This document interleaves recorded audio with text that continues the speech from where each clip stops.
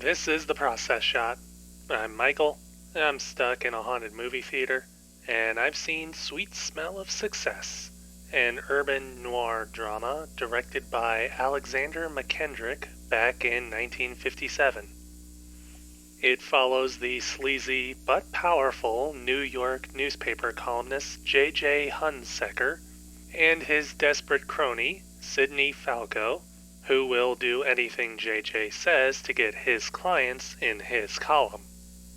As it happens, JJ needs his hands clean for a very important task: breaking up his sister Susan's relationship with a nightclub jazz guitarist.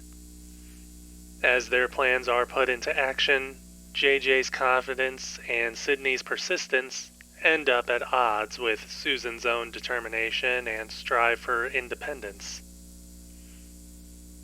The story here moves at a pretty brisk pace, not overloading you with extraneous amounts of information or distractions, while still keeping the action moving along steadily, and only once or twice seeming to veer in a direction outside of the main story thread.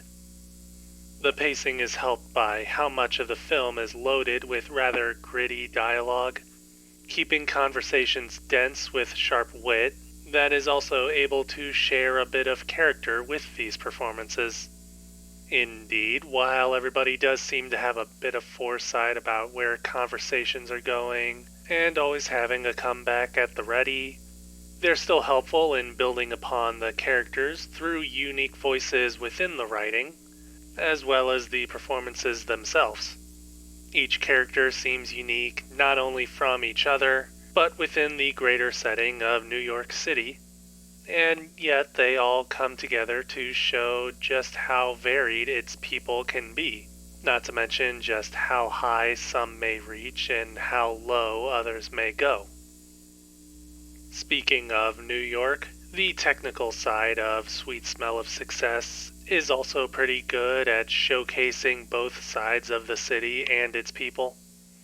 Cinematography does a great job of not only capturing the dirtiness of the city in general, but being able to get this done at night, perfectly balancing the shadows and darkness found within film noir with the right amount of contrast and light to keep things visible, creating an overall image of New York almost permanently without sunlight, though I think daytime in itself is treated a bit like a metaphor.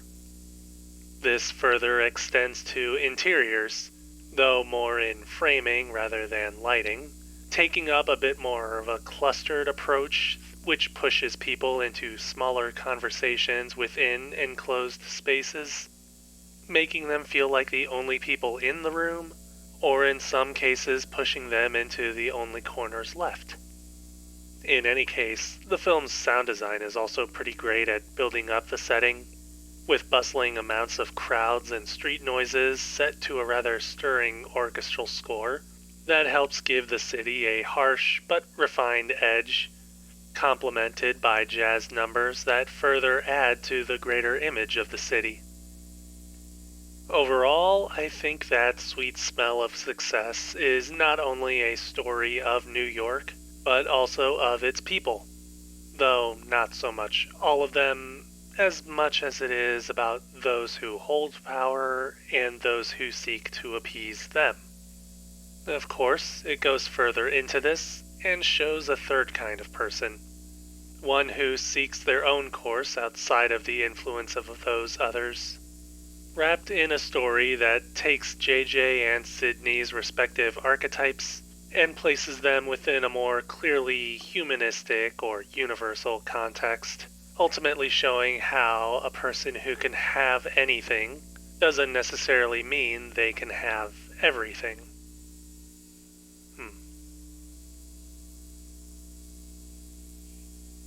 Sweet Smell of Success, Alexander Mackendrick, 1957. 4.5 stars.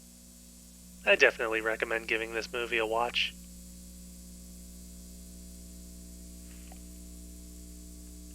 Anyways, that's it for this review. If you liked it, leave a like. If you didn't, leave a comment. Subscribe to the channel for more reviews. I really need to start writing down some of the lines from movies like this. They always have the best ways of saying stuff that can't be legally spoken out loud.